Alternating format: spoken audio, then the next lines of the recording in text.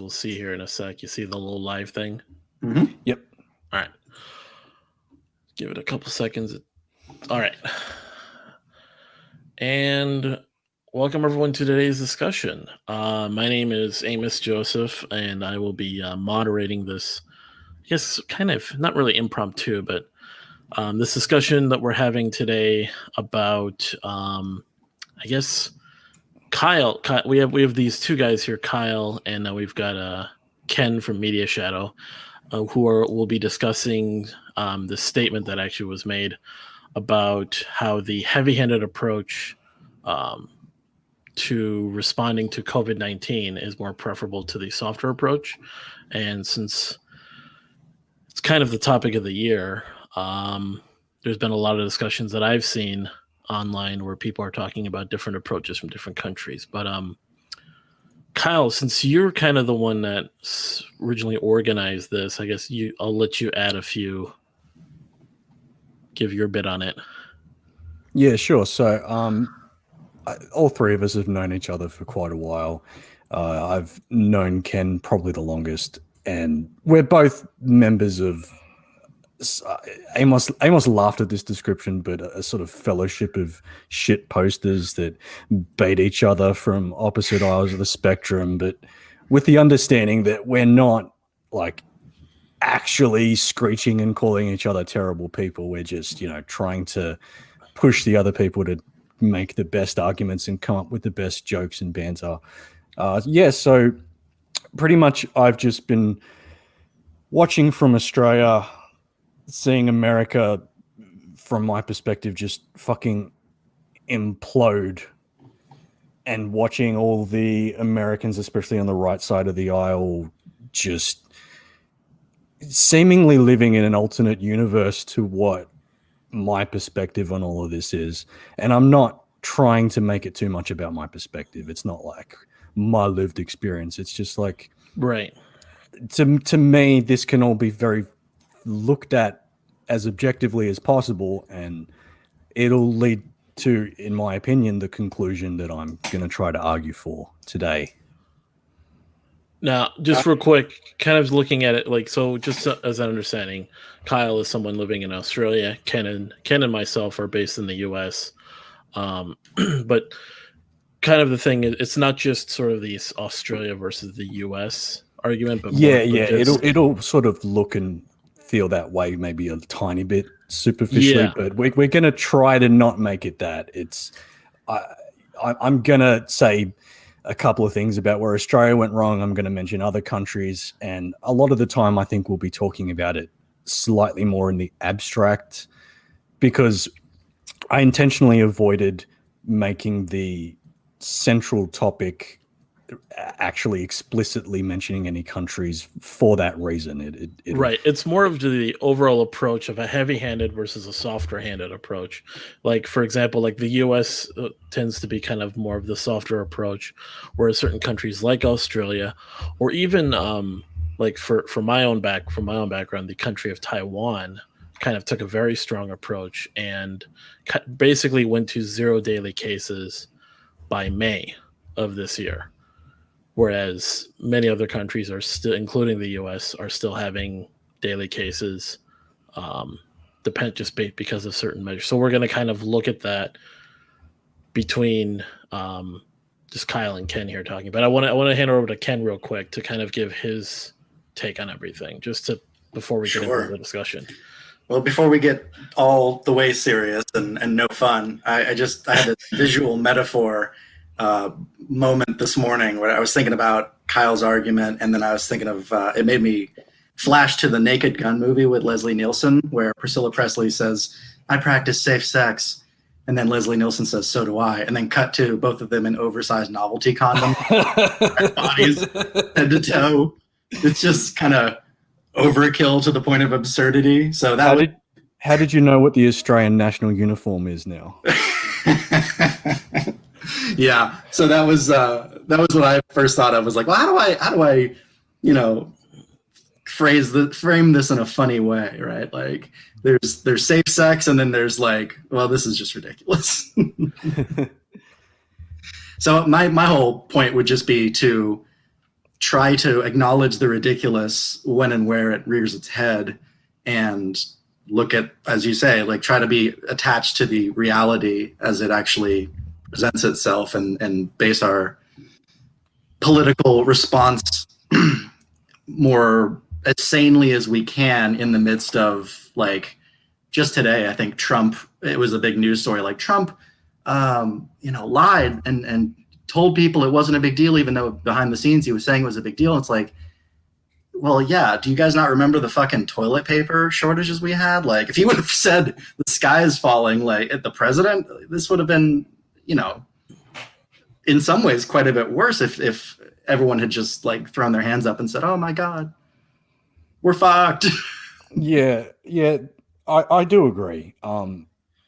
But the most charitable defense of still criticizing Trump is, well, I mean, there's something to be said about not panicking the public, but you still then, behind the scenes, in the most responsible way you can, try to take care of the actual problem. And Trump, there's good reason to show Trump hasn't really done that. Well, in some ways he did. I mean, he locked down travel to China, and we can't essentially freeze people out of the country if they're citizens. We have to let them repatriate. But, he's funded a massive amount of vaccine trials and testing, and, he's kind of run the gamut on what to do. He just doesn't want the economy completely shut down, which might be your point of contention with he should have done more. But if that's right, let me know. Yeah, that I would agree, but it depends how quickly you want to get into the economy, because I think it's pretty easy to show in the numbers that shutting down the economy, in scare quotes, actually was not nearly as bad as you might suspect if you have the right government structures and systems in place to cushion the blow. Because you actually look at the numbers, and America has had a 31% GDP fall over the last quarter. Australia has had 7%. Well, so do you know offhand how many small businesses, like what percent of your economy is based on small businesses? I would not have a clue, sorry. That's okay. But I think the U.S. is fairly unique in that regard, where like 40% of our tax revenue is generated from small businesses, and like 60 million people are employed in that sector of the economy. And there's a problem with them lobbying for government assistance in the face of COVID right now. And that's why we're shuttering tens of thousands of businesses and, millions of people going into unemployment. Maybe Australia, it's more manageable because you're frankly just a smaller country. Yeah, there's all kinds of unique differences between the two. That's one of the biggest reasons why I didn't want to get too specific with comparing apples and oranges. We can have to try to compare apples and apples as much as possible. So I just did a quick Google search, and using the employment measure of small businesses, there were 2 million small businesses in Australia, employing less than 19 people, accounting for 97% of all Australian businesses by employee size. Holy cats. Wow. Well, yeah, there's differences, but that's a lot of small businesses. Wow, cool. Yeah, because of our tax structure, we have a more progressive tax structure than America that sort of penalizes incomes and businesses that get huge. So like Walmart would not exist here. It doesn't. It actively doesn't exist here.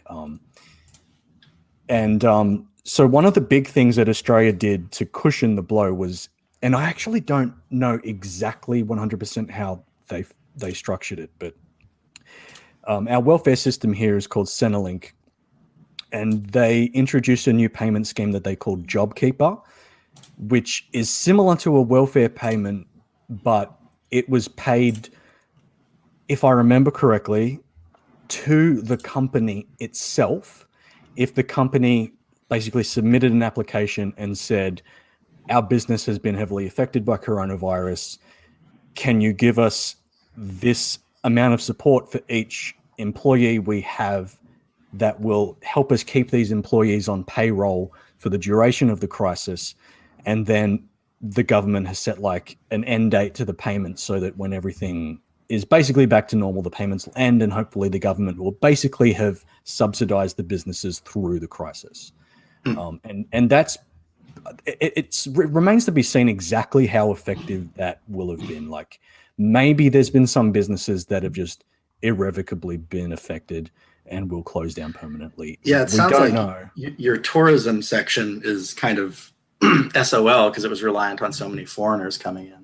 Oh yeah, that's one of the ones that definitely is going to be affected forever. Maybe when things open up more and we get more tourism, maybe they'll be able to kind of resurrect. I don't know. But so can we take a step back from the economy? Sorry, I didn't mean to get us there quite as fast as I did. Yeah. About it, but let's just talk about, if you don't mind, Amos, the kind of the scale of the problem. Sure, I'd love to. Okay, so we've had like 200,000, approaching 200,000 dead in America, like 170,000, I think, as of this morning, per the CDC. Worldometer has it at 195. Oh, really? Okay. Well, yeah, I think they were doing some weird shit with like comorbidities. Like if you take some of those out and leave some in, that's that number. But fine, 195, we'll go with that. But we're talking about, at least in America and probably most countries, the people dying, not just because cases I'm not as concerned about. Like it's a financial strain in some cases, and some it's pretty, affordable. But it's really the dead people that I'm mostly worried about. But they're 91% of dead people dying from COVID are over the age of like 55, and 96% of all the dead are over the age of like 45. Yeah. And we're talking a lot about people with other comorbidities, meaning they weren't going to be living till ripe old 80 years old anyway, a lot of the time. Not to let, the politicians totally off the hook, but there's an argument to be made on some level with how much is the life of some fairly well into their lives people, is it worth to tank the economy? We probably could have done a better job, but be that as it may, we are where we are right now. And you also have a bunch of other problems endemic to the lockdown, which would be like suicide rates going up, divorces going up, spousal abuse, just general depression, lack of health because people aren't going to gyms as much, and other illnesses that people are not going to hospitals because they are full or just don't want to go into hospitals because they fear might getting sick or what have you. So the numbers start to, and also, there's also better treatments now. So that number is not going to remain stable, even if we just put our foot to the gas pedal of just like, it's a big orgy and everyone's just kissing each other. Yeah, so I take your point that there are a lot of run-on effects, and I'd actually make that exact same argument. Both for what you're saying, in the sense that countries have to be prepared for all the run-on effects. We have to improve access to things like, I don't know if you call it the same thing, we call it telehealth, like video conferencing with doctors, where if you just need basic treatments, you just video call your doctor and they send you a prescription or they advise you or whatever. We have to get better at supplying PPE. We have to adapt. And arguably we haven't done that as well as we could. Nor have we. Right. Yeah, I should have been more clear. I meant we as in everybody, not just Australia. And so, like I said, I take your point. A lockdown. So I'll draw a line in the sand here. I'll put my flag there and say I fully support that. As soon as these viruses made it to our shores, and they should never have made it here in the first place, I don't think we can waste any time going over like China asshole and all that. Don't trust China. China is asshole. Yeah, we don't have to waste any time with any of that. We are 100% aligned. China is to blame. The World Health Organization is corrupt. They fucked up. They let us down. We don't have to waste any time. We can just go straight to, okay, we're in this situation. The virus has made it to our shores. We have to pick a strategy to deal with this. And I absolutely stand by the strategy that is the best is that a intense lockdown, get the numbers to at least double digits per day, preferably single digits, preferably completely eliminate it, like New Zealand and several states in Australia. I recognize that in America you have the unique problem of you are constitutionally not allowed to limit travel between states. So, like, even if it gets to Seattle or whatever, you can't. It's difficult to contain it just to Seattle, right? Whereas theoretically, we could quarantine an area. We've done it in the past, but it's really fucking hard to do. And in this case, and in this climate, with the amount of division and stonewalling everybody's doing on both sides, it'd be just about impossible, I'd say. And also, especially in this case, I think we had people coming from China spreading it well before it was known. Yep. So, like I said, it's here. Got to deal with it. Australia, several states in Australia. Haven't 100% kept up on the numbers, so I might have one of these wrong. But I'm pretty sure that Western Australia, South Australia, Northern Territory, and Tasmania have eliminated the viruses. Eliminated the virus. And Queensland is your big problem, right? No, Victoria. Oh, excuse me. Yeah. So basically it's Queensland, which is up north, New South Wales, which is where Sydney is. That's where I am. New South Wales is sort of in the middle. It's still a slight problem. Queensland has almost eliminated it, just almost. And Melbourne is, the California of the beginning. It's just going all over the place, and they're just locking it down massively, trying to contain it. Right. So, I actually, real quick, I read a story today that you'd love. It was in, I think, Queensland, where they're bitching about how they're not allowing people to dance at weddings, but they are still allowing swinger parties up to like 19 people. And all the people going to these weddings like, what do you mean I can fuck a stranger, but I can't dance? Shout out to my friend David, who loves that. Oh boy. David, you're gross. Anyway, sorry, Kyle.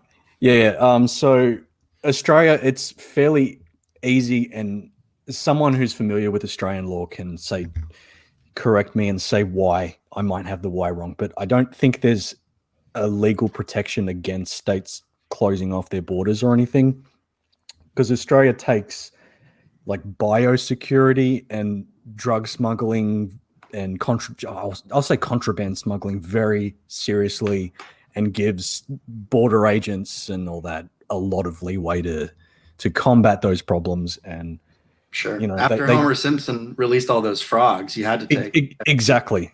The funny thing is that's actually based on a semi-true event. It wasn't an accident. It was the Queensland government.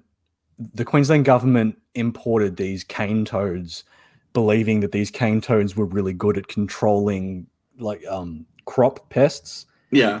And then the cane toads ended up, they ate all the crop pests, but then became their own problem, and they're fucking poisonous. So they've actually got like a bounty on these toads and there's like some people that make like significant income just killing cane toads. See what I'm telling you? Government interference. It only messes things up, Kyle. When will you? I know. When will we stop playing God? Oh, I never. We just won't. So yeah, so you guys can't. Well, I don't even know if it would make sense for you guys to lock down your little states, as it were, your principalities or what have you. But be that as it may, yeah, America, we have a lot of other problems that make us kind of uniquely ill-suited for this disease, like the federalism of like not allowing the federal government to just run in and tell your state how to respond to the disease. Like we had, I think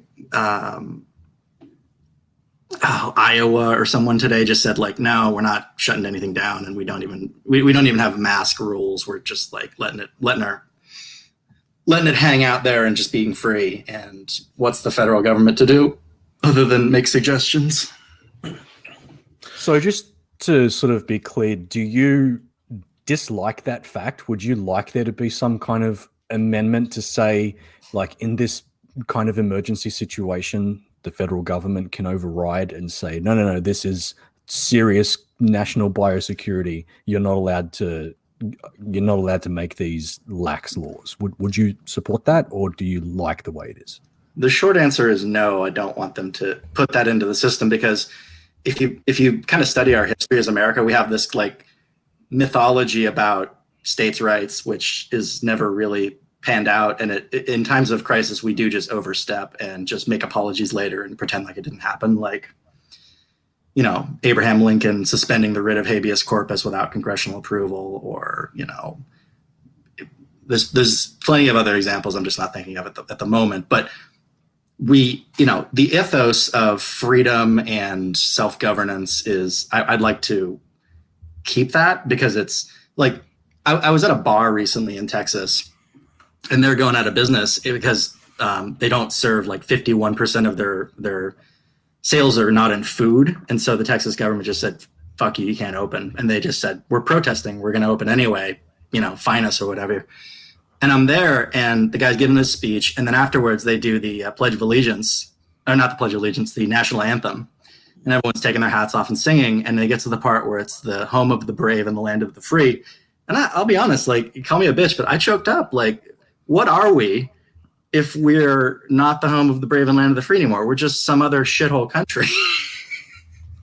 And in the COVID sense, we are not brave nor free no more. Well, man. Right now you're the land of the infected, so yeah. Right. So I just want to kind of bring this conversation back around to just talking about the specific of just the difference between the heavy-handed and the softer approach, without getting too much into the weeds as to, Australia or the US when it comes to it, but just Sure. more so is it better for the heavy-handed, just kind of lock down, stop everything for a short period of time, for that, I guess, that long-term, obviously, the long-term solution of just stopping COVID in its tracks, or this sort of soft-handed approach that, as we've seen, is sort of kind of drags the problem out.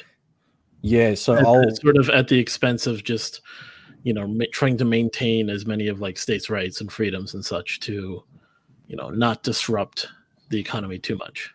Yeah, so I'll kind of field that and slightly lay out the basis of how I'm looking at it, which is, you look at New Zealand. New Zealand has effectively completely eliminated the virus. They had a little couple of cases or something. Several of them were incoming travelers that weren't checked or something. I don't remember, but New Zealand is possibly the most realistic gold standard we have. And, you look at their economy, and the last quarter, their GDP went down 1.6%. So if you're following the idea that the more intense this lockdown is, you shut everything down, blah, blah, blah, it just obliterates the economy. It doesn't seem to be the case. Same with Australia. Australia didn't lock down quite as intensely as New Zealand, but we still locked down pretty well, and we went down 7%. Sweden, that didn't lock down at all, like they're pretty infamous for just saying YOLO here. Mhm.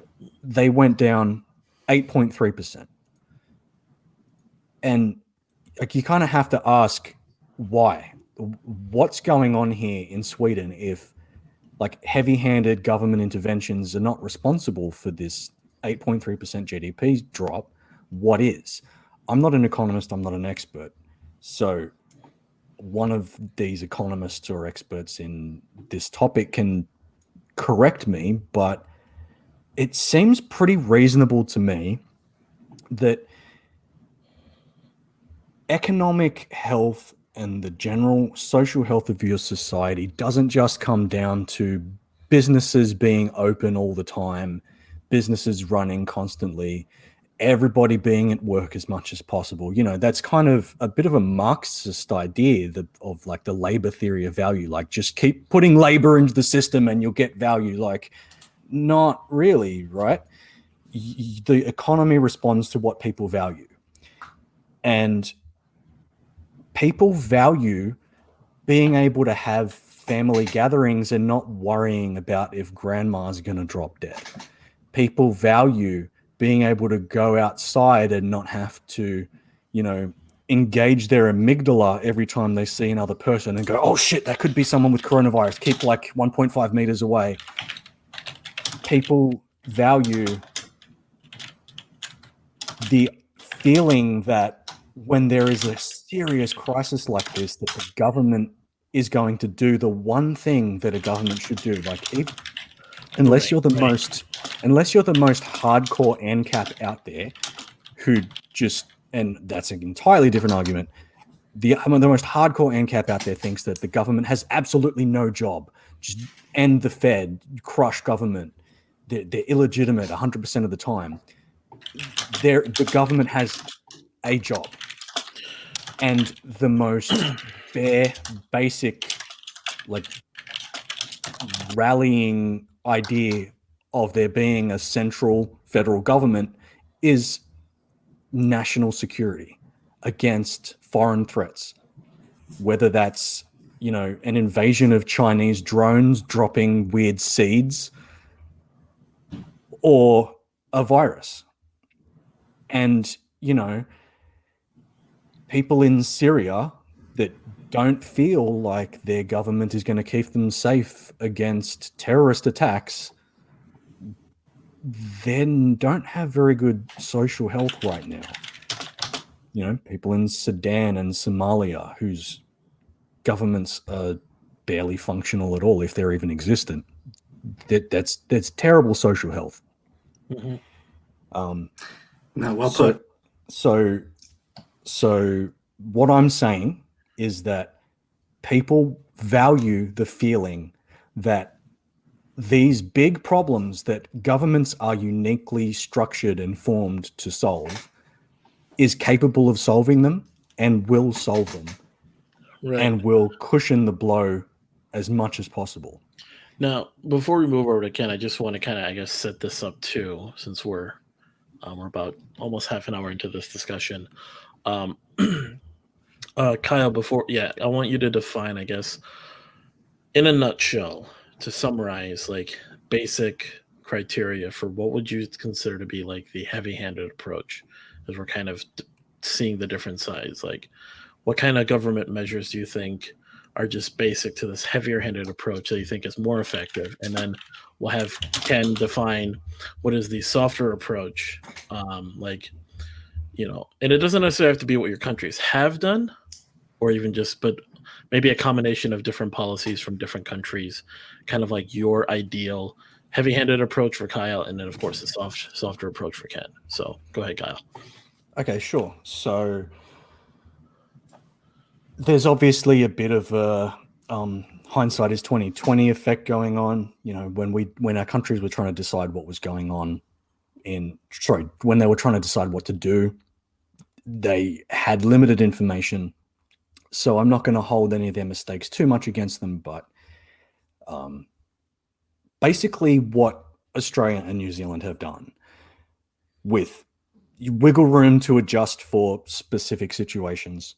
So what Australia did was they made gatherings of over they made it illegal for you to go outside of your residence unless you had a valid reason. And they had a list of valid reasons. One was medical care, grocery shopping. You were allowed to go outside for exercise, so you could go outside and ride your bike around the block for exercise. You were allowed to go for, did I say work? No, I didn't. So you were allowed to leave for work. And there were probably a couple of other ones. But basically, you needed to stay in your house unless you had a valid reason. And the police were, at their discretion and legally allowed to stop you and ask you to justify why you were outside. And if they believed you say, like if you were, walking around in a business suit with a cooler full of beer with a couple of friends, they'd be like, why are you outside? Oh, we're going for exercise. Doesn't kind of look like you're doing that very much. They were legally allowed to ask these questions and fine you if your reason wasn't good enough. How much were those fines thereabouts? I don't remember. I want to say they were around $1,000. They might have been a little bit less or a little bit more. And I don't completely remember. Let me just take a quick look. That'd be Australian dollars, right? Yeah. But I mean, we sort of get an idea of the order of magnitude. Like, it's not the sort of thing that will bankrupt a person. It's Right. enough of it's like a really, really severe traffic infringement sort of fine. Yeah. So just enough to be a serious disincentive, but not enough to kill someone. So just for everyone that's going to be, of course, the audience, that's around $725 US dollars, 726 technically, but around there. So that would be comparable to, I'd say, about 2 speeding tickets, 2 pretty bad speeding tickets, I'd say, depending. Like a new PlayStation. Yeah, a little bit more than that, but yeah. Honestly, I might be off. It might have been $500. It might have been $2,000. I don't completely remember. I never had to worry about it. So you're advocating that there's obviously, so there's a basic quarantine in place enforced by the police. People who are in breach of that quarantine would be fined. Yeah, find a medium, modest sum. An essential. What would you consider to be essential travel and under those conditions? You said going to work.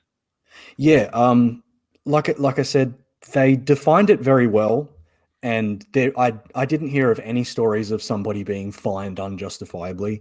They defined it really well. It was, like I said, to seek medical care, to visit a pharmacy, to get groceries, to get food. So a lot of the drive-through restaurants and stuff stayed open, so you were allowed to go through the McDonald's drive-through and shit. Would there be any types of work that people would not be allowed to go to anymore? Certain types of. Yeah. So they put a limit on what kind of businesses could operate. Right. And I don't remember exactly how they defined it, but they basically split all work into 2 categories. They said essential and non-essential workers, and they defined it a certain way. And, some people disagreed with exactly how they defined it. They defined it on the looser side. Right. So lots of people were considered essential workers that, maybe in wartime, you probably wouldn't consider these people essential workers. But they defined it really well, in my opinion. And they, as a cushion to this, they doubled the unemployment pension, and they expedited the application process for receiving unemployment. And that, I believe, is still going on, even though most of the country's out of lockdown. And it seems to have worked pretty well.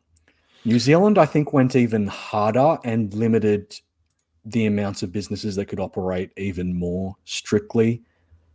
I don't know quite enough about the letter of the law there to know exactly. Right. What would have so we're talking about, you said just these police enforced, there's fines involved. Now what about interstate travel? But they didn't lock that down right away, Okay. but I think they should have. Okay. So what about it like so- for if you had to move back to your family or you lost your job or Yeah. whatever? So that even though right now travel between the states is locked down, like I can't just get up and travel to Queensland or Victoria, but they hand out exemption permits which aren't terribly difficult to get. So that includes people that had already arranged to move before the travel ban was issued. It included people that like work interstate, so obviously truck drivers and a lot of businessmen and such, construction workers that were working on like big infrastructure projects. They issue exemption permits, and they're pretty reasonable with how they issue them. So what were some of the measures in place that you would think should have been? And I know we're talking hindsight's 2020, but just even now, if we look back, if knowing what you know now, what would be the more, considering the more heavy-handed position, what would be something regarding masks or social distancing? Because we already have the fines involved with, with the quarantine and of course closing down interstate travel. What about the day-to-day stuff like mask wearing? Are you for or against the mandate? And then social distancing, is that just obviously? I think, to my understanding, all the countries that have put in social distancing have just been more of a recommendation. It's not like there's necessarily like a social distancing mandate. Yeah, so there was a social distancing mandate here in New South Wales. I believe there was in Victoria, and Victoria have also done their mask mandate. The hindsight issue related to masks is, we didn't know for 100% certainty in the beginning that masks would make a difference. And there is the slight issue of, if you get it in your head that you should rely on these, they're fairly effective, you might, overestimate the protection and actually, ironically, make yourself more vulnerable by not being as alert. But I would have pretty much supported mask mandates from the beginning. We have very good reason to believe they work for these type of viruses. They worked for SARS-1. They work for rhinoviruses. They work for some of the more terrestrial cold viruses caused by coronaviruses. So there's very good reason. Then? Sorry? Mask mandate enforced by a fine? I would have zero problem if the government decided to enforce that, yes. Okay. Now, how was the social distancing enforcement done? Basically, the police were enabled to be able to basically order people to leave a situation, like anti-loitering laws. Like if they came across 4 people standing in a smallish group talking to one another, the police would be allowed to come over, tell them that you must disperse, and if they didn't, they could fine them. Okay. So far, just to clarify as well, like overall, everything kind of just results in, for the masks, for the social distancing, and for the interstate travel and quarantine, all enforced by fines.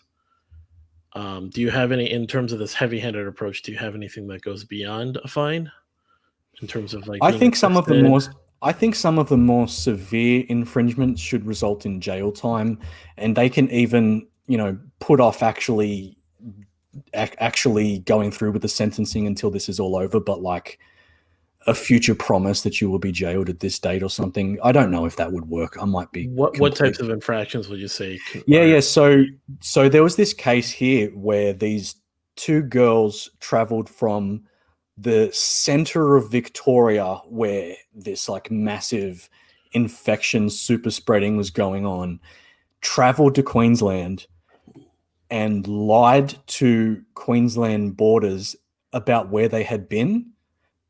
And then they lied to customs and then proceeded to travel to like 50 different stores across Brisbane. And when they were confronted about this, they just showed absolutely no remorse, no concern. And because they were non-white, the family came forward and was like, "You're only doing this because we're black. That you wouldn't care about this if we were white." Let's try to. I mean, this case in particular, they should have been jailed. Absolutely. Okay. Yeah, we'll want to try to keep away from, because that brings in a whole nother set of things to talk about. But I was just trying to paint a picture of the kind of flagrant disregard that they had showed.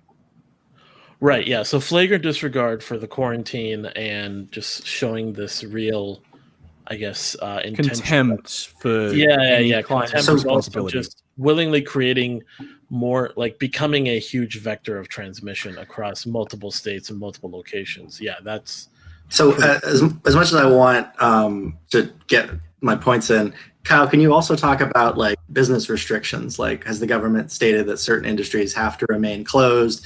People have to work from home, et cetera, et cetera. Or has the new guidelines, like you have to have places of business that have a minimum distance between people and like barriers up for breath or, moisture droplets and all that shit, in addition to face masks at work? Yeah. So to my understanding, most businesses that want to operate in New South Wales, and just to make it, just in case everyone forgot or if I haven't said already, so New South Wales has fairly low cases. We're like double digits, and most of them are being contact traced. So we're sort of at risk for a big second wave, but we're not. We're effectively keeping that suppressed. Basically, for a business to operate, they have to have a COVID-safe plan, and it has to be approved. As far as I know, they have to meet certain guidelines. I don't remember exactly what the guidelines are. I know that restaurants and bars have to operate where there's no more than a certain amount of people per square meters of their like function floor. Any businesses that can work remotely have to work remotely. They can't penalize any of their employees for doing it. Off the top of my head, I can't think of any businesses that are completely forced to stay closed no matter what their plan is. It's a matter of like, I believe it's a matter of if you can follow these guidelines, then you can operate. And I, again, can't think of hardly any businesses that aren't operating. So maybe their profit margins have gone down a little bit. Like, bars and restaurants aren't getting quite the same amount of revenue, but most businesses are operating. okay.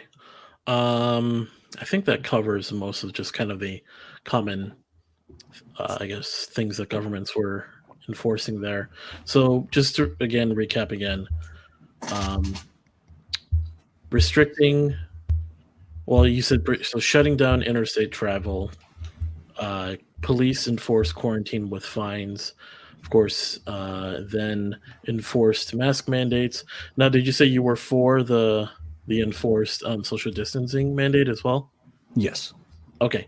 And then, of course, more flagrant infractions like being this like willingly just traveling between states, lying about where you're going, spreading it like wildfire, so to speak.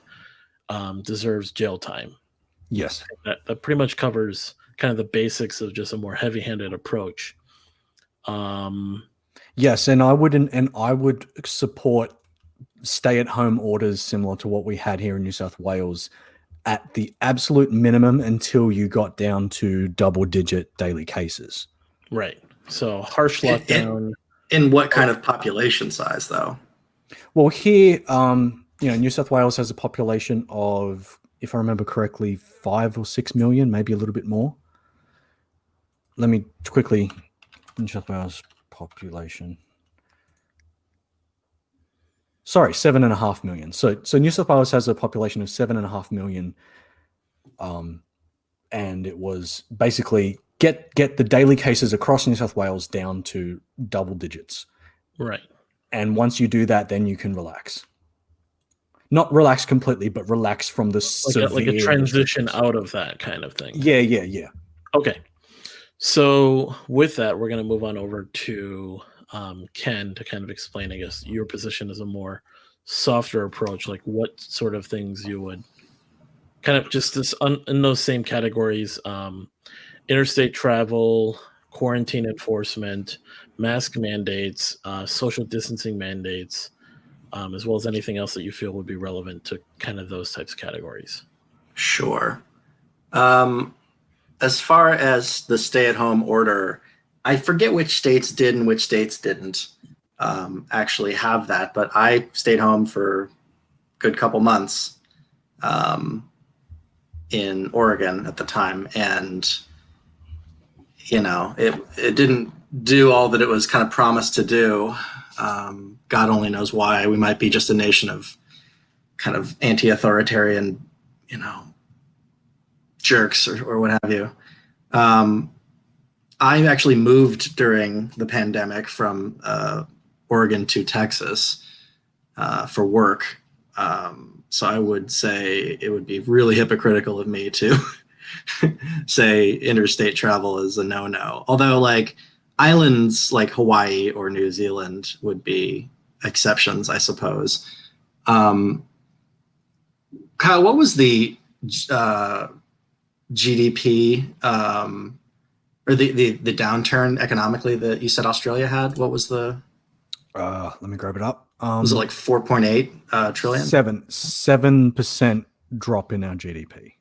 Okay. So we'd been on a run of between 0.5% and 1% for the last several years of quarterly growth, and then beginning in January we lost 0.3%, and then for the second quarter we lost 7%. Interesting. I'm seeing. So I don't have that number in dollars. Sorry, I'm seeing like 4.8 is what they're estimating for you guys, but which is same as us. I'm using tradingeconomics.com. Okay, I just Googled it, so who knows where I'm. Economist, right, bro? Anyway, well, Amos is a libertarian, so that's basically an economist, right? Oh my God, no. But I think everyone bought on to okay, let's just ride this out for like a month and try to flatten the curve, and hopefully that'll more or less put an end to the impending madness. But the more this has gone on, the more I'm of the opinion that like an alternative to locking people down, because there's such a small chance of death that we've seen so far, even before the good treatments, we missed an opportunity. And again, this is obvious hindsight. Like nobody was even proposing this except for like loony people at the beginning. But we could have done essentially what we do with chickenpox, right? Like young people who are not going to have any contact with people over the age of 55, get them sick, right? And just get that number of potential vectors and herd immunity up. College kids that aren't going to go home and see their parents for more than 2 weeks, supply them booze and cocaine and just let them, fuck each other's genitals off. Like, why not? Wow. Okay.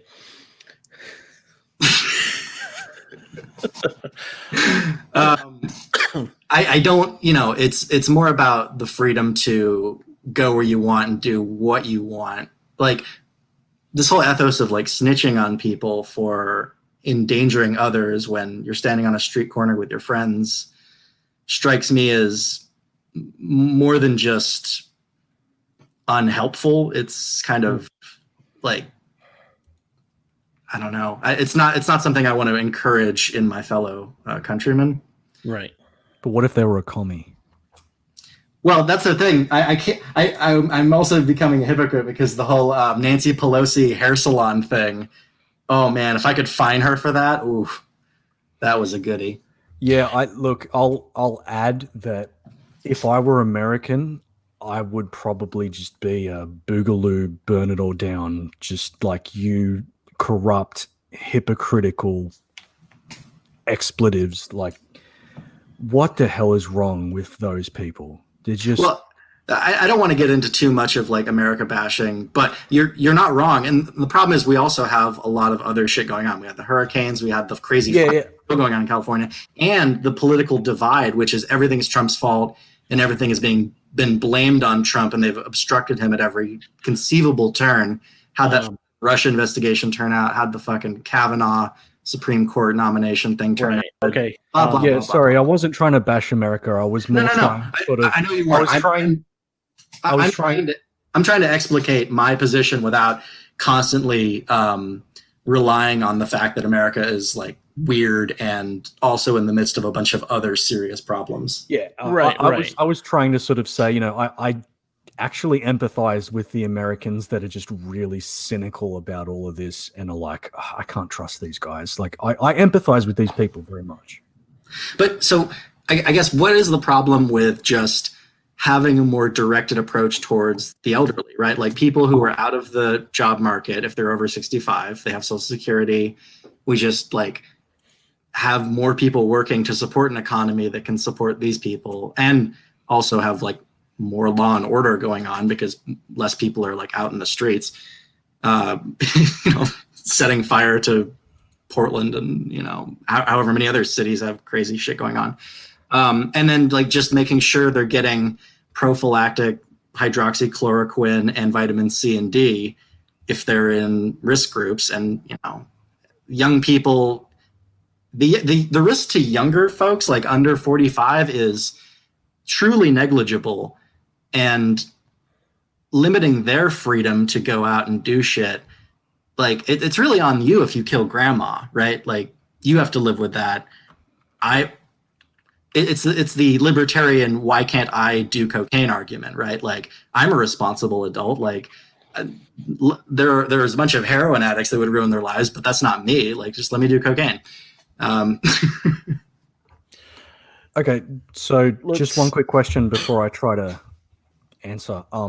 When you this sort of alternative approach that you're proposing, would that be government enforced, like government enforced vitamin C and D and government enforced 65 staying home, or you're relying on people to just do it themselves? There's some level of moral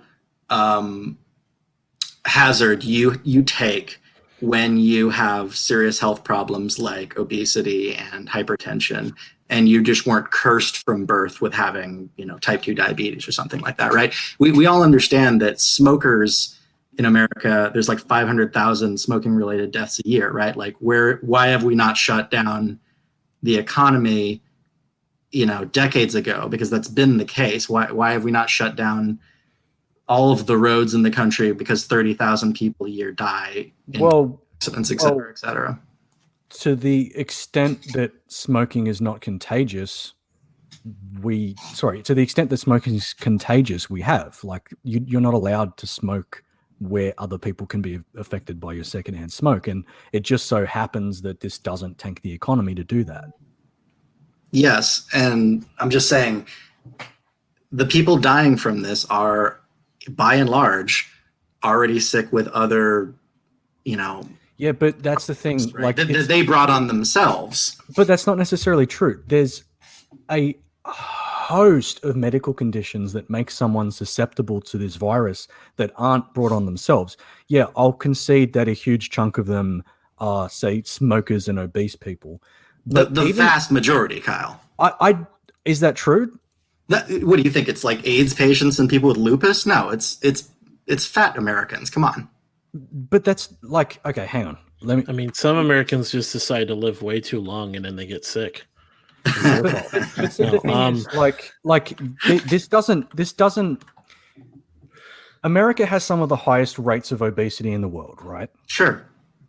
And the roughly 3% death rate is fairly consistent across most countries, and it doesn't scale down relative to obesity rates. Like a lot of Asian countries have much lower obesity rates, but are still having reasonably high death rates, like roughly around that 2% to 3%.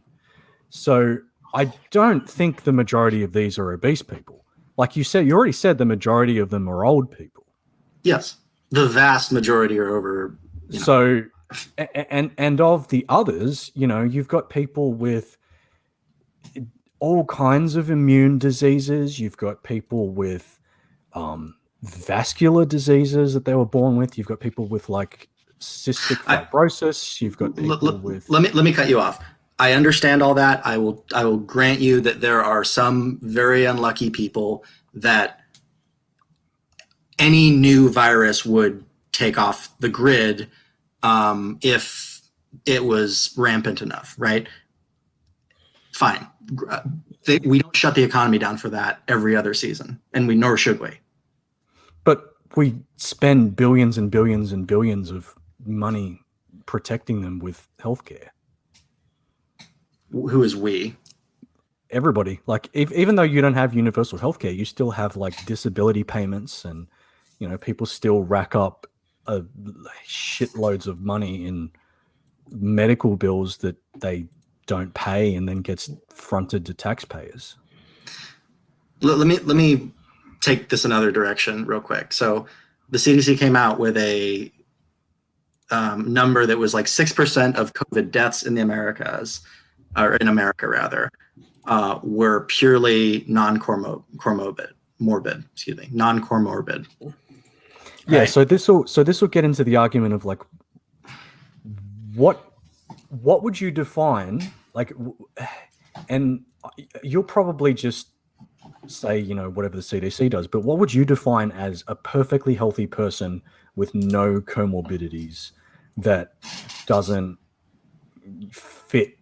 Like, what do you think it is that kills people with COVID? Like, it's not lack of just, oxygen. Well, for the most part, but we still don't know exactly what this virus does, right? Sure.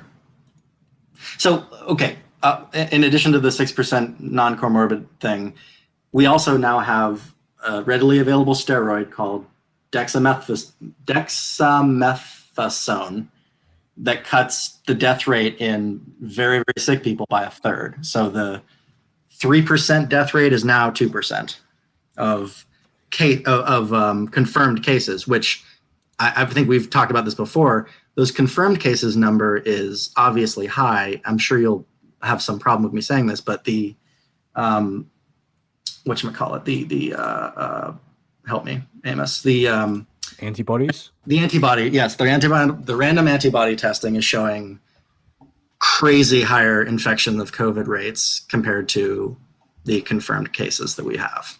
But there's reason to believe that this is not very reliable. I mean, I saw a couple of scientists that reviewed some of these papers and said that at least 50% of these positives were confirmed false positives.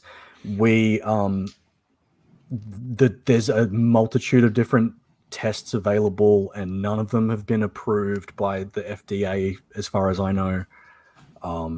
So I don't find this reliable evidence to base any decisions on. It might end up being the truth, but it's also kind of goes against other data.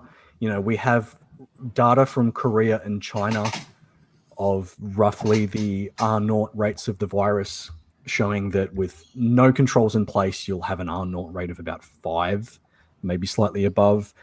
And then you have what some scientists have called the effective, or the RE rate, I believe they call it, which is variable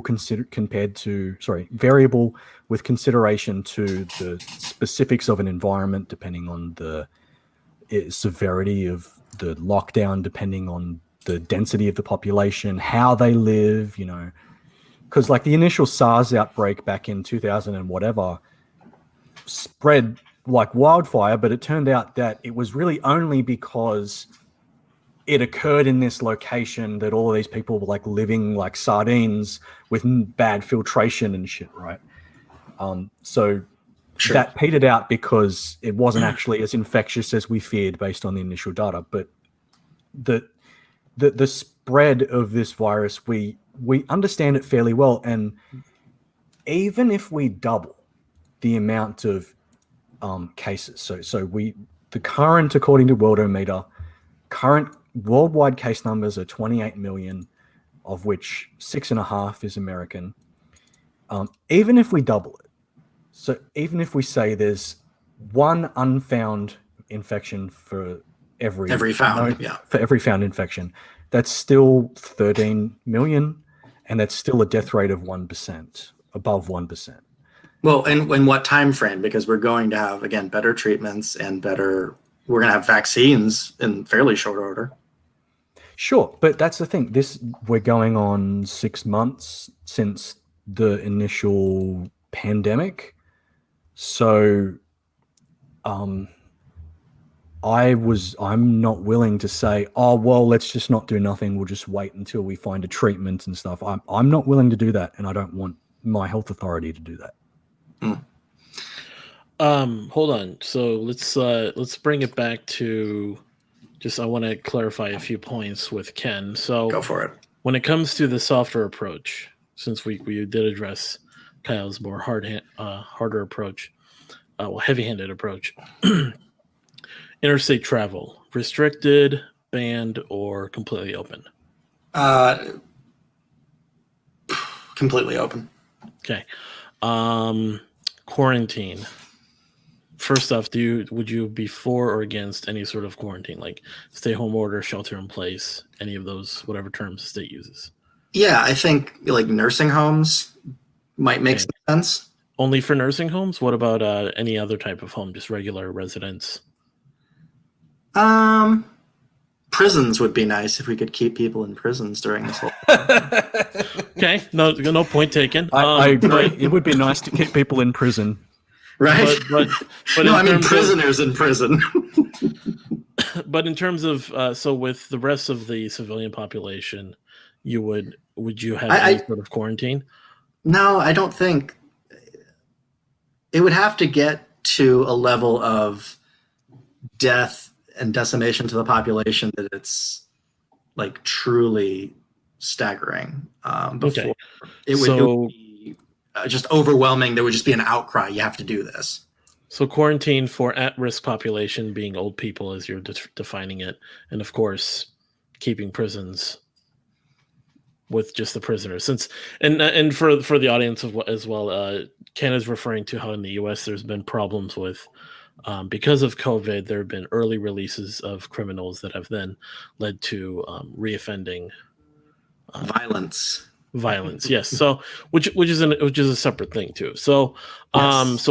Now let's move on up to mask mandates. For or against? I'm not sure they do a whole hell of a lot. I mean, I think they marginally reduce the spread, but that I don't mind as much, as long as I think there's an argument to be made that I'm going to piss off a lot of libertarians. Right. But for your softer approach, would you have a mask mandate? Nationally? No, I think it's up to state governments. If you have Oregon, a state where you only have like 120 dead people in like 8 months. So for a national thing, would you have like maybe a mask recommendation? Like the CDC recommends all states take mask wearing as a precautionary measure. In doing that? Sure, but if you have a very low number of cases and right. But I'm just trying to we're kind of handling it all right. Then, right. I'm trying to just distinguish your guys' different positions on when it comes to. Can I just get a quick clarification? So, would you support? You've made arguments for states' rights. Would you support states individually taking heavy-handed approaches? So, if what California's doing, are you okay with that? It depends if they're breaking the law, right? Like if you're getting into, moving. Well, I don't know if they are. Well, so in your example of Australia, like guys standing on the street corner being a loitering problem, right? Like that's obviously a First Amendment issue in the United States. Okay, also there's something to be said about like arbitrarily closing certain types of business that can't lobby for themselves, right? Well, it's not really arbitrary. It's like, these are the at-risk types of businesses, types of interactions that we don't need to keep our manufacturing and production and healthcare up and running. So like, you can go without getting your nails done for a few months, doll. Calm down. No. I'll grant you this much, right? Like, if you want to say bars have to jump through some new hoops because of the health department has new standards, and bars can't open once they jump through those crazy new hoops, fine. You can't just say a certain type of business must remain closed throughout this. You're just ruining people's lives and creating a lot of unemployment if you do that, right? Like, there needs to be, like, just giving out people money in certain countries is not a viable strategy. It's worked fairly decently here. Yeah, I know. So, okay, just because I want to at least get these out before you guys go any further. So, mask mandates, you'd say, would be up to the states. Yes. But you would at least go for some sort of national sort of recommendation. Like, if the president had, like, the CDC come out and say, like, we recommend everyone wear a mask. Even if it was totally health useless, it might, I don't know, make us feel the sense of camaraderie and that we're all together. But then the libertarian part of me is going, fuck that. We're just rebels. Well, keep in mind that mask wearing is, just as a general thing, is not some new concept that, just somehow doesn't work because Americans says it doesn't work. Yeah, like, we have good reason to believe that the masks work. And mask wearing is pretty common among just about every other country except for like the US. it. From what I've seen, all the experiments and all the data have shown it works to effectively reduce transmission by up to 99% with widespread compliance. Right. The thing is it's more of a statistical measure rather than like some sort of direct measure. Like, airbags are not always going to save your life, but because airbags exist in vehicles and they're a safety requirement, overall they save more lives. I just find that incredibly hard to believe. But why? The most restrictive states with masks, California and New York, have insane numbers, right? Like, Texas is a little bit more relaxed, not the major cities. Keep in mind, part of that's going to be because Oregon has all of those protests and stuff. No, I'm talking about California, just California. Okay, I don't know this data. I can't speak to it specifically, but you might be able to point out times where this doesn't quite play out. Maybe there's a factor of, like, they're just wearing shitty masks. They're, like, not wearing them properly because those cloth masks don't work that well. Well, that's what most people are wearing here. Right. That's the thing. The studies have been done on the medical grade ones. The cloth ones don't work quite as well. So what are you talking? N95s? No, the surgical ones. Okay. So I recognized that one of the issues was that there was a bit of a shortage of those for quite a while. We don't have a shortage of them at the moment. A lot of people are wearing them. It's mandated in Victoria. If you can't wear one, at least wear a good cloth one. It's better than nothing. Like, I mean, even if it only reduced transmission by a quarter, that's not a lot. Like if I jumped off of a building wearing, a special bouncy suit and it said it reduced death by a quarter, I wouldn't jump off that fucking building. Oh yeah, but, no. Look, if everybody's collectively jumping off a building, that's still going to lead to a good outcome. Yeah, as opposed to not wearing it.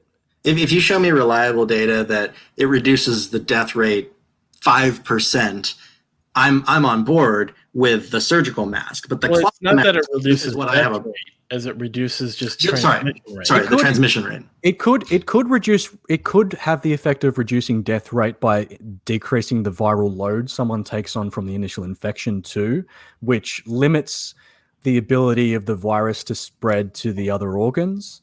Because, the first line of defenses can kind of limit its spread. That's the thing. We don't 100% know what this virus does. Yeah. We know that it spreads through respiratory droplets, and we know that mask wearing limits the spread of those. So it's fairly simple logic. And my point is the cloth masks that, 90 5+% of people in America are wearing every day, as opposed to surgical masks, you don't need a mandate for that. Like they don't seem all that effective. Well, we're not. So we're okay. Here's the thing: is we're not even debating. Like we're not. This is what I was trying to get you to answer is if you wouldn't. We're not trying to debate the effectiveness or anything because you brought that in. So we're addressing that. So you would allow a CDC, like if a CDC official came out and said we recommend everyone wear a mask. I'm not going to stop doctors from giving any kind of recommendation. Okay. So, but in terms of in some sort of mask mandate, you would leave that up to the states. Now, for where you are, even with knowing what's going on right now, would you have any sort of mask mandate in your state? In Texas? Yes. I think you can even make it on a smaller scale than that, right? Texas has a larger population than all of Australia, right? Like, target the problem areas. If the cities want to enforce a mandate or the governor wants to. So without you revealing your location, would you be for a mask mandate in your city? Not for it, but it would have to depend on what the numbers are, right? If it's really a troubling amount of people, which I'm not convinced it is at the moment, and it hasn't been. So Texas, even considering Texas is, measuring, like, last month they were averaging around 5,000 cases a day. Now they're more like averaging 2, right, 3. So like it's going slightly down. But I mean, is that not troubling? Like, what would trouble you? No, cases don't trouble me a lick, right? Like, it's a bad illness. I'm worried about people dying. Okay, so let's get to that then, because that's another argument I don't accept. It's not just about people dying. We don't, like I keep saying, we don't know exactly what this virus does, but there's all kinds of reasons we should be troubled by what its potential effects are beyond just death. We've seen studies that lots of children, even though it's slightly a bit of a mystery why it doesn't seem to affect children that severely. We don't 100% know. Severe respiratory infections like flu affect children more. Why does this not affect children all that much? We don't 100% know, but one of the theories is that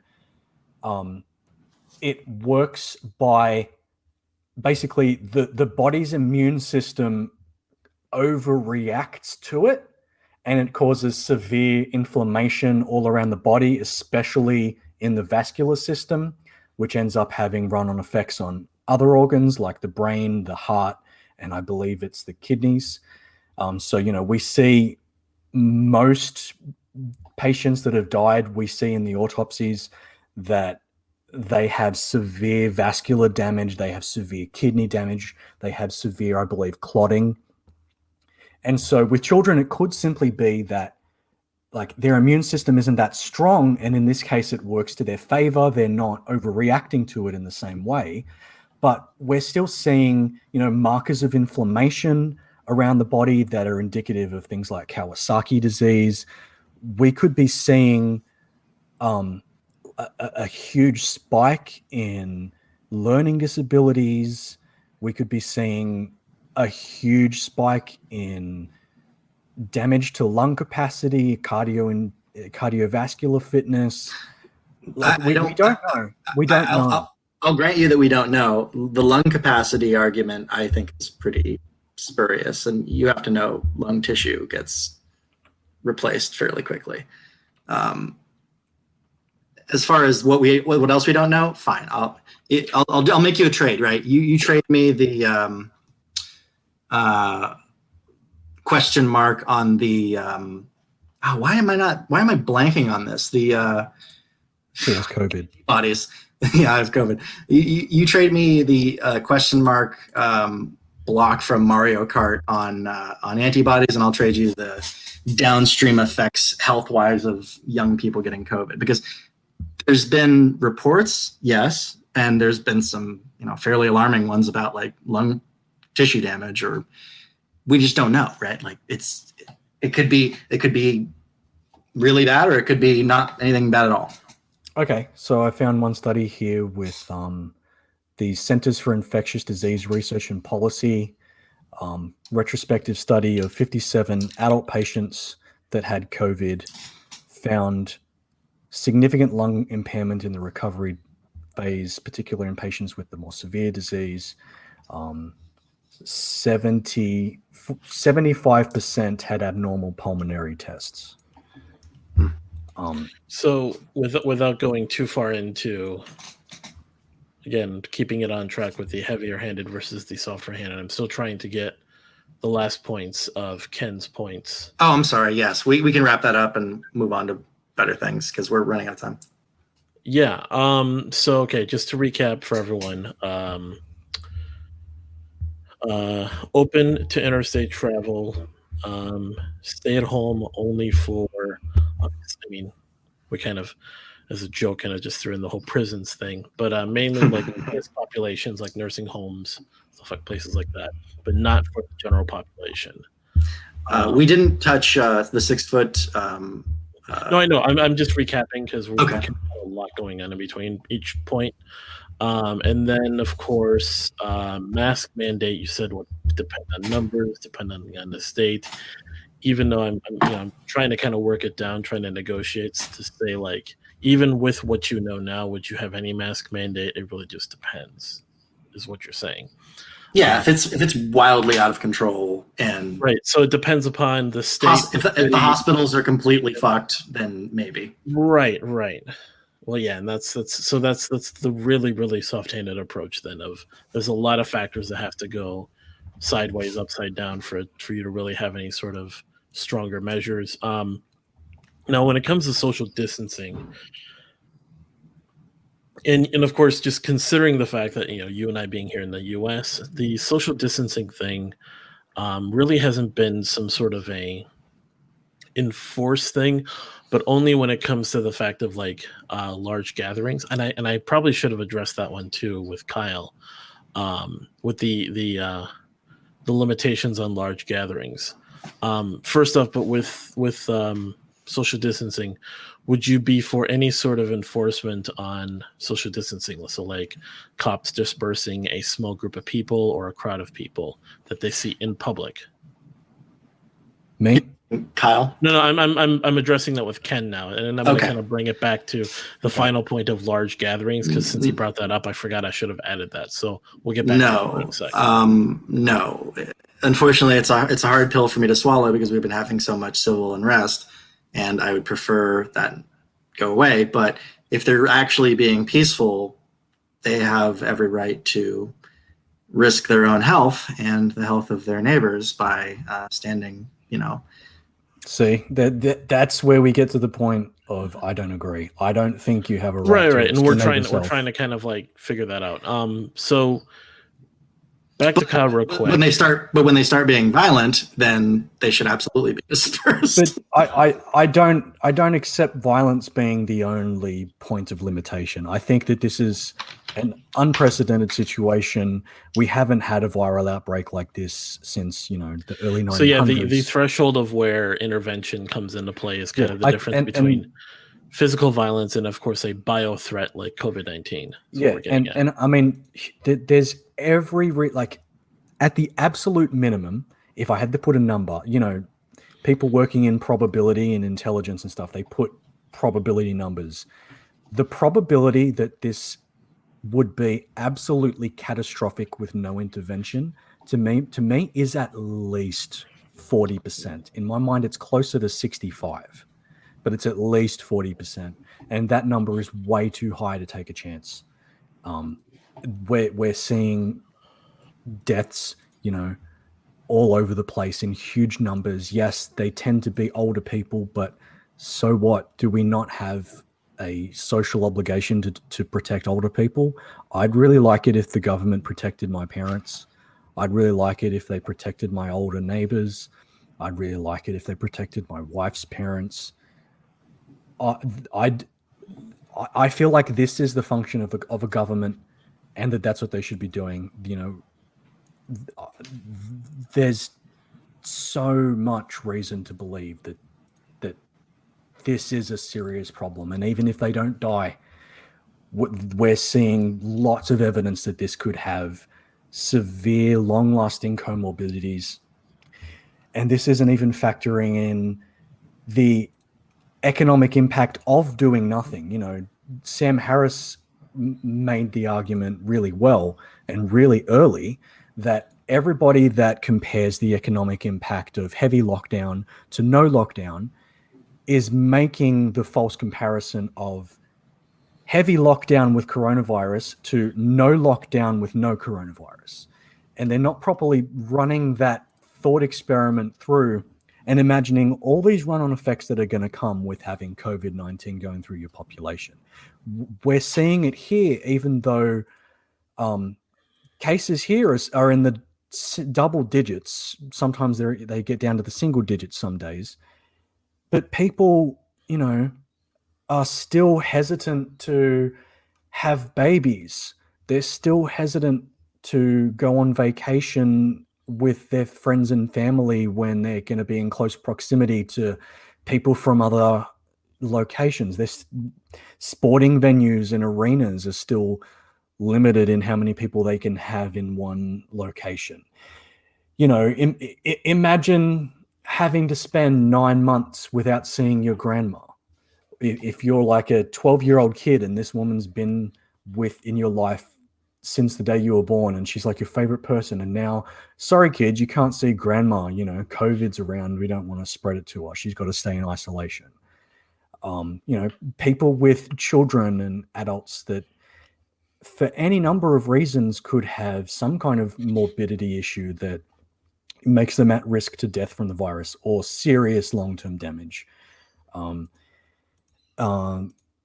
Children's hospitals that are having to turn people away from, say, life-altering treatments because there's COVID risks, or this hospital had a patient in yesterday and they haven't properly sterilized the area.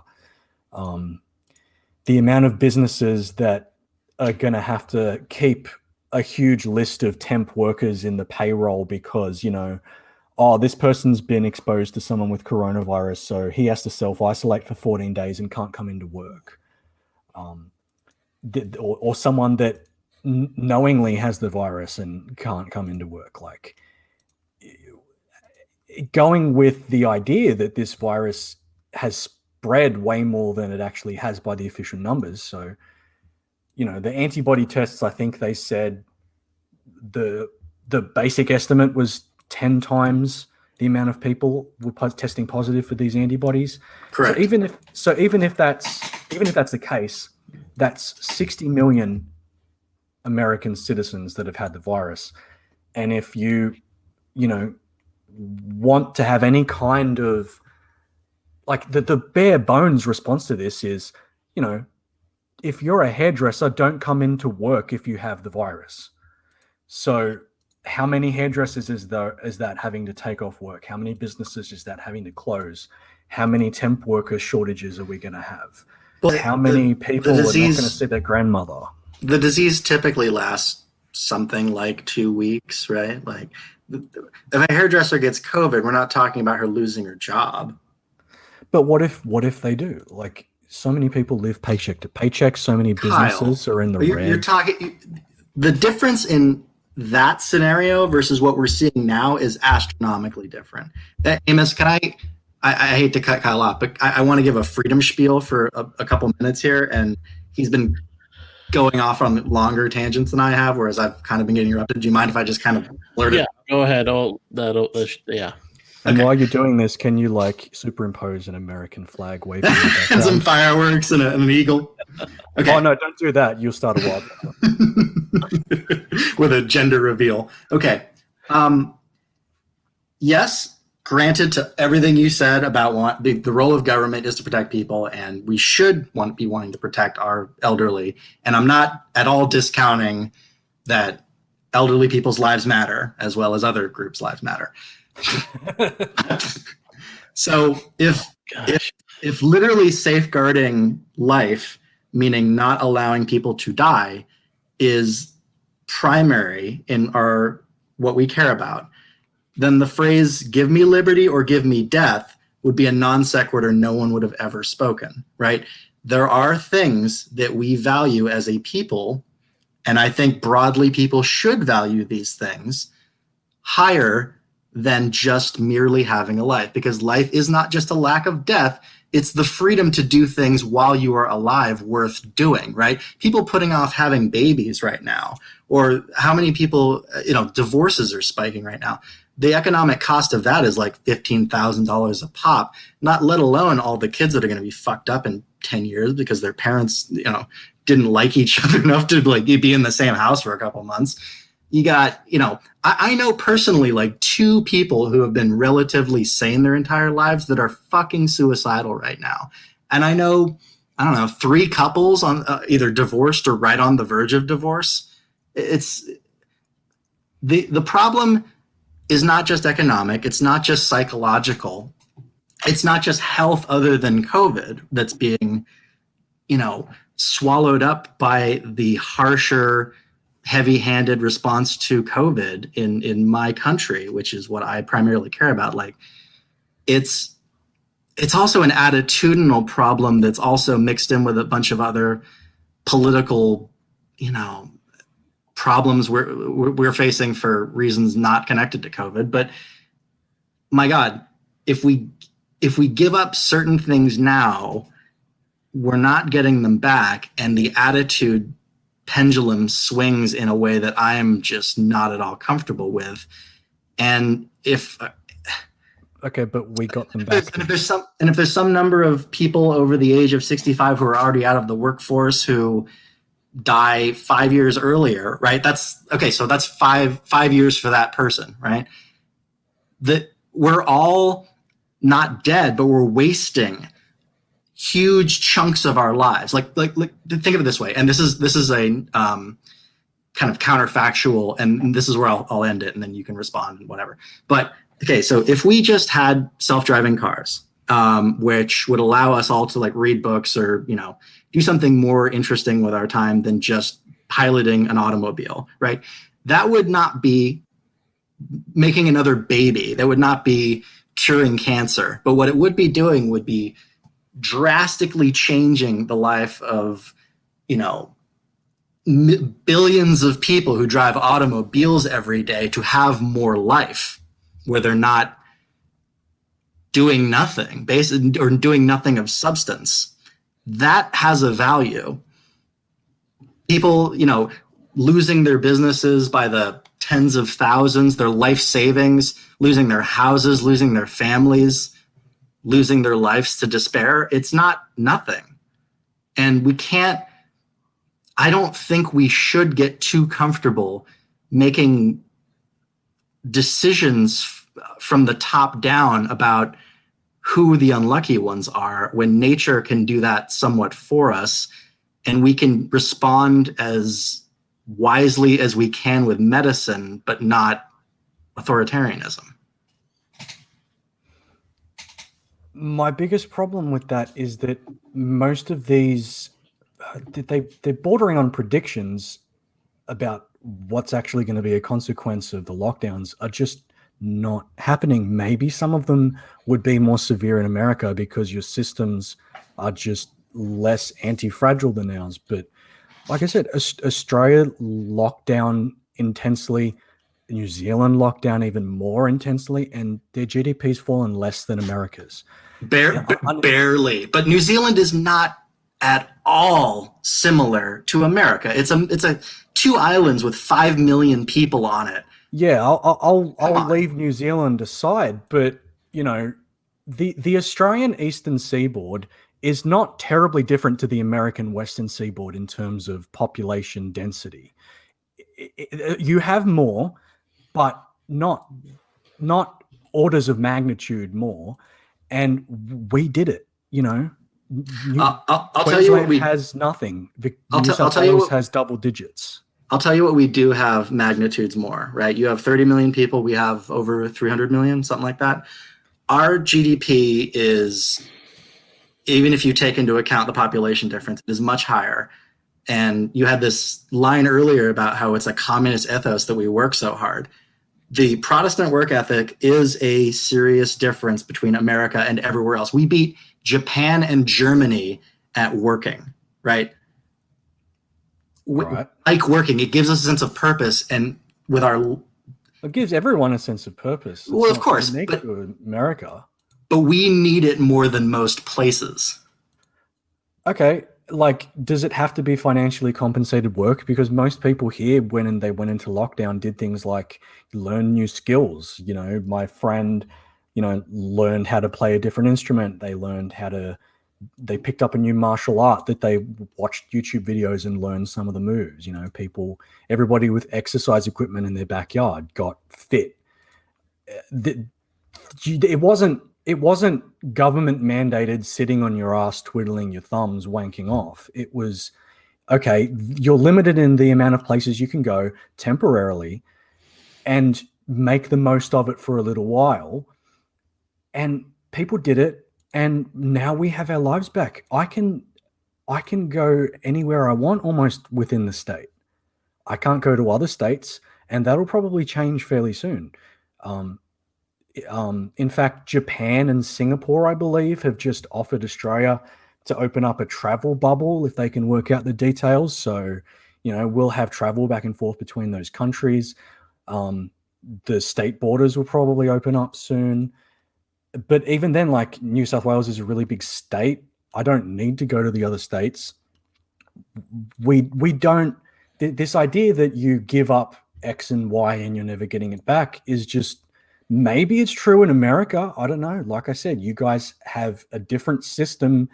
Your government has different aspirations to ours, but where has not gotten their lives back once they dealt with the problem? It hasn't happened. Once they actually get the result, they go back to normal. Why would the government want to keep everybody in a state of lockdown? They give up all kinds of tax revenue. They give up all kinds of business revenue. There's like a freeze on all kinds of payments, so the government's not getting revenue on those payments. They're having to fork out all these billions of dollars for additional unemployment and JobKeeper payments and all of that. It's not ideal. I don't mean to sound conspiratorial, but you don't think there's a political party that has a vested interest in basically dismantling everything economically about the country? No, other than I don't mean Australia, but maybe you have like a minor communist party in Portland or something. But no, pick a Democrat. Pick a Democrat that doesn't have communist backers in America. I think we're getting a little bit off topic with that. So, are you basically saying like, yeah, this is a good idea, but we can't do it in America because of communists? Kinda. Okay. I can even concede that argument. Okay. Yeah, that's fine. But then that just comes down to America has its own unique problems that they can't effectively implement this, but that's not an argument against it in general. Sure. It's more of an attitudinal thing, right? Like I don't need to go somewhere, therefore I will not, is just not an attitude that we respect, right? Like that would have never served a people before this stage in history. It would have, because things changed. Like, people's attitudes changed after 9/11. The whole thing with like snitching on people's backpacks and stuff. You see something, say something. Did you have that same slogan? Like, people's attitudes to all this changed. There's a huge difference between snitching on a terrorist and snitching on your neighbor. Suspected terrorist. Well, okay, but some minor infraction of health that... But what if it's not a minor infraction? Like, there was a party in Victoria that spread coronavirus to like 50 people, which then spread it to a further several hundred people. So, sure, like, and you could, that's deaths on the hands of this one person. If you have some law in the books that says you can't have house parties, I'm queasy saying it, but okay, enforce that law. But if it's people standing on the street too close to each other, like, fuck off. But see, that was only for a very short period of time. Like, that's not in place anymore. We got that right back. So what is the fear? Why would the government of America want to limit people doing this. Again, Except when they have- you're talking about the country of Nancy Pelosi, right? Like you've seen what she thinks of the peasant class and how the rules don't apply to her, right? Guys, we're getting into some other topics here regarding Yes. individuals and political other stuffs, basically. I'm actually kind of interested in this sort of back and forth at the moment. Well, yeah, but it's getting into a separate topic altogether.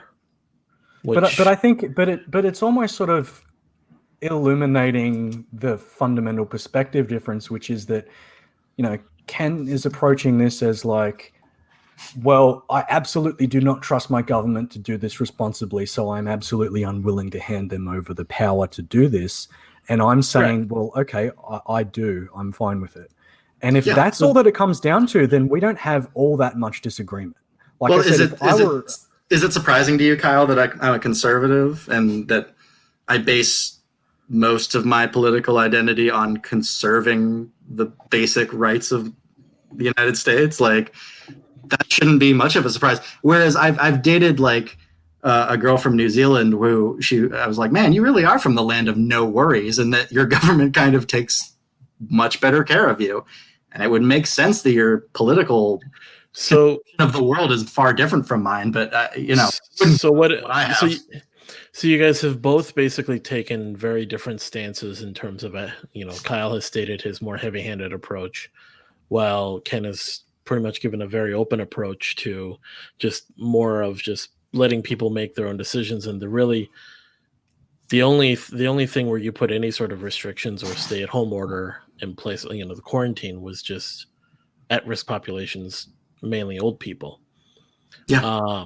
And where you guys both have your difference in views just comes down to the fact that the Australian government and just the governments where they've basically kind of cracked down hard to take the heavier-handed approach have pretty much just restored life to a pretty normal place with limited amount of daily cases, which then, with life just returning to normal for them. Whereas in the US, because of the culture we have and this adversarial relationship that we have with our government, not only just historically, but just as a part of our culture, it's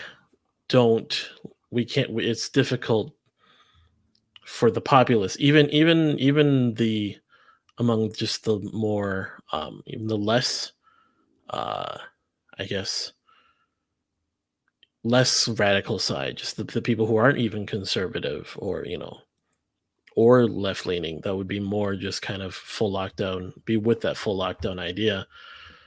In general, the American population does not like the idea of the government stepping in and taking that much control. Can I make one small little point? Yes. Because I moved from Oregon, which was very restrictive, to Texas, I have this weird perspective that I think most Americans don't have, in that it's sort of, and I also traveled when I got to Texas to through New Mexico and Arizona and Utah for this small little camping trip. But anyway, as you go from restrictive to non-restrictive places, and you see the attitudinal change in just kind of the ambiance around you, it has a weird effect. You sort of are just happier, and you kind of realize that it doesn't need to weigh on you. The thoughts of what other people are up to, what your neighbors might be doing that's endangering you. Maybe not you, but the people dying, it does. Definitely. But they can protect themselves, whereas I don't know anybody in Texas in any kind of risk group. And so I can meet up with like-minded folks that are of age and, relatively healthy, and we can decide for ourselves if we want to have pool parties and, go camping or et cetera, et cetera. And that's great. I'm living a life, whereas a lot of other people are not allowed to make that same choice. But, with that kind of, go forth and worry about yourself attitude, you're basically making it to where if you actually want to prevent yourself from getting this virus, you can't go anywhere. Like, you're making this oppressive for people that don't want to get this virus for whatever reason they have. They can't leave their house. It's just a time frame difference, because you're literally advocating for lockdowns up front, and I'm saying no lockdowns, but we're gonna just, lock yourself down until we get a vaccine or better treatment. It's a ripping the Band-Aid off at once argument, because that's the thing, because it's a communicable virus that spreads through contact, and that a couple of infections can spiral into thousands and thousands and thousands. Doing it all at once ends up just completely minimizing the amount of the volume of oppression that is meted out to your people. And I'm using oppression in the loose sense. I'm not trying to do it in the sense of like, having to go to work is oppression, blah, blah, blah, my gender oppression. I'm not doing that. Yeah. But like having to stay at home, having to stay away from grandma, having to take time off work, having to do all of these things, drawing this out and drawing this out and drawing this out. I mean, just look at what's happening. The American GDP is through the floor. There's civil unrest everywhere. You've got National Guard coming in. You've got riots. Kyle, who would have thought that if you have a bunch of unemployed people wearing masks, they would be prime targets to become part of Antifa? What a concept, right? Well, it didn't happen here. Well, okay, so you're not electing Trump in your country. We're drifting. Right. We're drifting into other topics again here, but I think we've kind of addressed the difference as to why. Yeah, I feel pretty good about how we landed on this. Yeah, we've come to the understanding that there's the reason there's this difference in the heavy-handed and softer approach, and why they're more appealing to the two of you has a bunch of factors, but mostly it seems it comes down to sort of the relationship that the people have with the government. Some countries have a relationship with the government where they can trust them to put it simply, to give up freedom in a short time, like a lot of freedom in a short time, to then gain a more long-term sort of, I guess, to basically cut back, basically stop the disease in its tracks completely, or at least as much as absolutely possible, to a certain threshold, versus the more American and just sort of the more freedom, I guess, stance of we're not trusting the government to do anything really. And what they've done so far, has had plenty of not only just the consequences on our economy, but also the consequences of people just not liking the government encroaching upon those freedoms. And because of that, the softer approach has, yielded the results that it has. So can I add one slight little, like maybe trying to bridge one slight little point here? Right. Go for it. It'll be short. I said earlier that if I were American and I were looking at the state of your government and what everybody were doing, I'd be like a boogaloo boy. Like, this is unacceptable, right?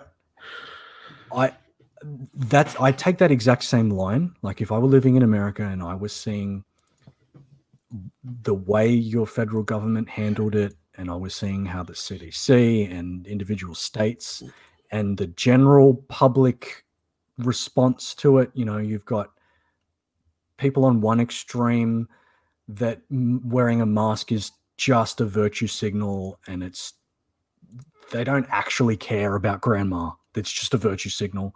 And you've got people on the other end of the spectrum in, what was this Sturgis motorcycle rally where like thousands and thousands of infections spread through this one event, and just YOLO people. I exactly the same thing. If I were living in a country that were this vulnerable to this kind of crisis, that they just did not have the institutions and the public trust in these institutions to deal with a crisis like this, that would be unacceptable to me. And it wouldn't, and it's not just like, oh, it's all Trump's fault. There's a multitude of reasons, but I understand why Americans are cynical. Right. And if I were American, I would not accept the state of my government that makes me that cynical. Is kind of my point, right? I would not accept this. And it just comes across, and I'm not saying you're doing this, a lot of people that I speak to on this topic, it comes across like they might not exactly be happy about it, but they can live with the fact that their government's this unreliable and they'd never dream of giving them this power. Like, I would not accept that. So Right. that hopefully bridges a slight point that we have of like the perception of Americans coming across YOLO that might not actually have that attitude. Yeah, and I couldn't agree more. And I apologize that I had to devolve the conversation into America, liberty, rah, rah, rah. I just think it gets to kind of the heart of our conception of the difference in how we view this. And, it's, that's really all I got. So anything you guys want to kind of give as a closing remark to maybe to each other, but also to kind of what you think you've gained through this conversation? I finally remembered antibodies.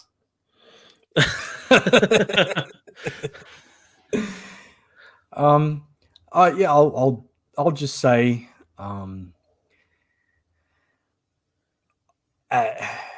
I don't know how much of Ken's perspective and argument applies to everybody, but I've definitely seen that Ken isn't as crazy as some of the Americans I've spoken to on this that think the entire thing is a fucking hoax. So I've definitely gained thanks, that. asshole. So I'm not Alex Jones, and so suddenly I'm cool. That's awesome. Yeah, you definitely give that vibe. No. So yeah, I think we've come to a point where there's not all that much left to be said. And the fact that you sort of went into the flag waving machine gun penis thing, like it ended up getting us to the point where we were like, okay, well, this is our actual perspective difference here. It sort of comes down to a matter of what we have faith in.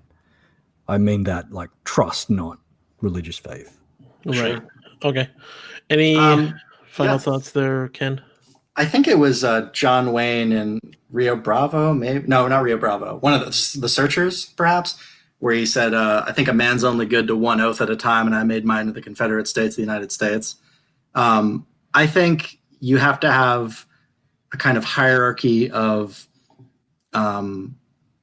beliefs, right? If you're neurotic, you might be very happy in California as a rule follower of COVID, snitching on people and feeling sort of comforted in your support and kind of obsequiousness to the heavy-handed response to COVID.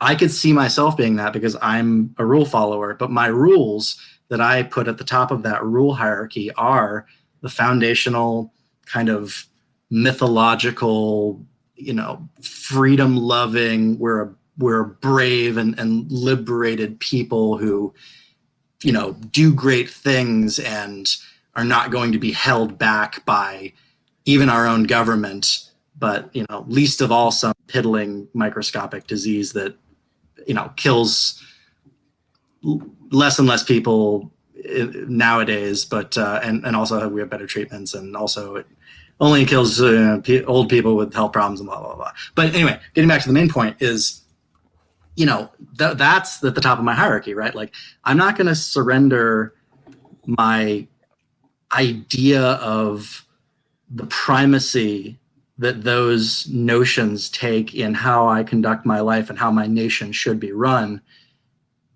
because of any, temporal catastrophe in my lifetime. It's going to take something so radical and more than this global pandemic to shake those foundations. And maybe there's something, and then I'll just have to eat crow and say, hey, I fucked up. The American experiment just doesn't work no more. Sorry, guys. Sorry I was so adamant about it that many years, but I don't think we're there yet, and I'm glad of that. Right. All right. Well, once again, it was fun hearing both of you have this discussion. I know I didn't really. It was good. I didn't have to step in too much, but we definitely came to some understanding, which is good. So anything, I guess you did a great job, Amos. Every time I want to wipe the floor with Trump supporters and shit, you'll be the moderator. Fuck yeah! Wow. Okay. So I'll extend that. Sorry, I'll extend that to any other kind of wingcock. Okay. There we go. That's we're getting off track here. All right. So thanks, of course, to the audience that'll be viewing this later.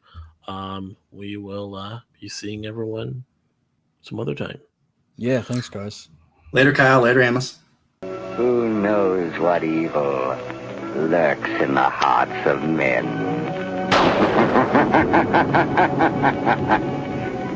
The Shadow knows. Hi guys, Media Shadow here. I'm trying to grow the channel and hopefully get more than one video out a week. So if you like what you've seen, please give me a like, subscribe, share, or drop me some coin on Patreon. I've left a link in the description of the video. Thanks!